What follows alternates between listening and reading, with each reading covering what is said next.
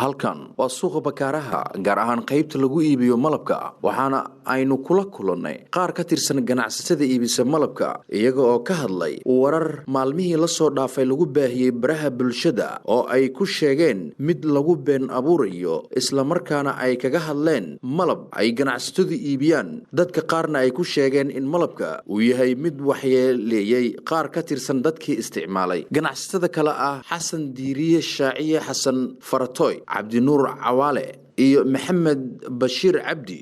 ayaa dhammaantood ka hadlay wararkaasi oo ay ku tilmaameen kuwa been abuur ah isla markaana malabka ay iibiyaan uu yahay mid dadkii isticmaalay ay ku caafimaadeen isla markaana aynay jirin cid dhibaato uu ka soo gaaray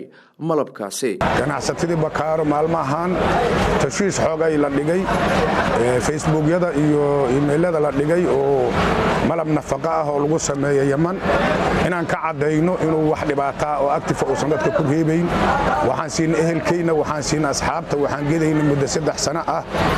umad maaragtay aan aqoon u lahayn oo cilmi u lahayn ayaa tashiish ummadii gelisay marka waxaan u cadeynaa ummadda Soomaaliyeed inuu sanbalkaas wax active lahayn oo san dhibaato lahayn ilmahayna siinay dadkayna siinay asxaabtayna siinay maalin walba waxaan gadnaa intaas oo boqol xabba ayaa nagala iibsadaa waa qadiyad aan ka hadlay waa hadda qadiyadii Sheekh Xasan oo ka hadlayay oo ku saabsaneeday malabkan qalada sariyada ah oo macnaha dadkuna u yaqaaniin malabka cayilka u yaqaaniin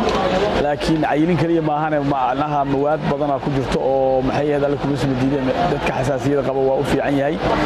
ilaahay ku mudaraadeen maxay yahay dadka nafaqa darrada haysa ama biteed ka xiran yahay waa u fiican yahay marka sideedana waxa waay leesan khabar kal muayana yani waa la yiri iyo waa saas aniga aan hadda in la hadlaayo waa cuna malabkaas wax infect ugu sameeyay malab alxamdulillah rabbil alamin awlaadaydan siiyay sidoo kale yani sideedana waxa waay waxa mujtamaca u sheegaysid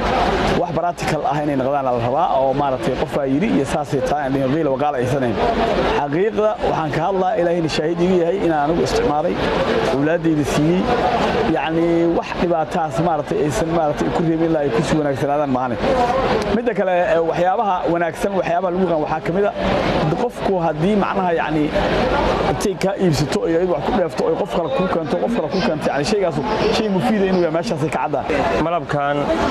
inuu salahayn wax dhibaato oo sakiinayna dhibaato kale waxaan gadaynay muddo 3 sano ka badan dad ilaa 10 sano ka badan hada gaday waa jiraan oo ilaa Yaman Hargeysa Berbera Boosaaso Dubai Imaaraat Khaliij meel kasta lagu gadaa halkan marka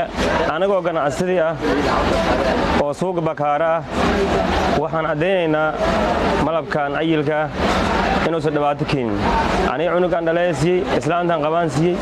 wax dhibaato ah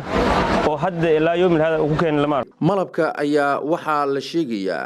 in shirkadda malabka keento ee Yemen ay haysato shahaado kana haysato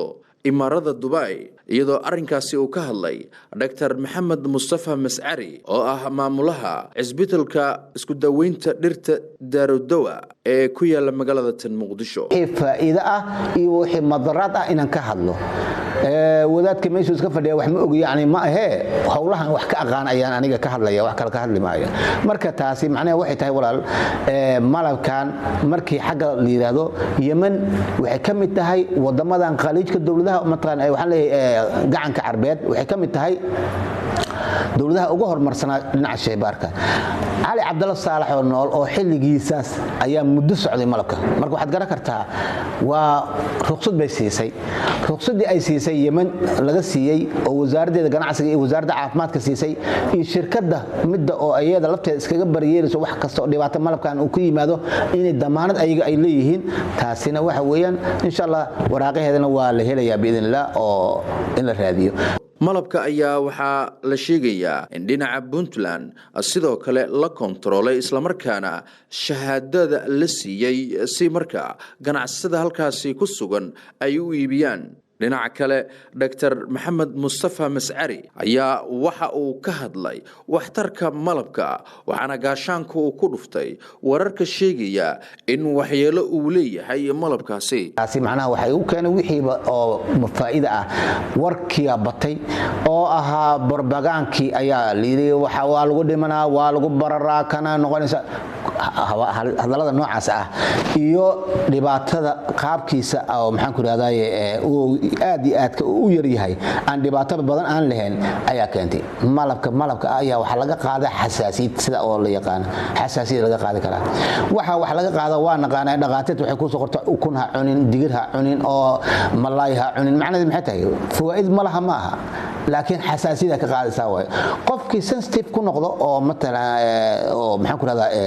dhibsada waxa way dhibaato ma leh inuu meesha iskaga joojiyo way caalamka ayaa hadda laga isticmaalaya dawooyinka dabiiciga ee herbalka ay ka mid yihiin malabka iyadoo ay ugu baaqeen ganacsatada shacabka Soomaaliyeed in ay kordhiyaan isticmaalka dawooyinka dabiiciga herbalka ee malabka uu ka mid yahay Ilyas Daawud Xasan VOS TV Muqdisho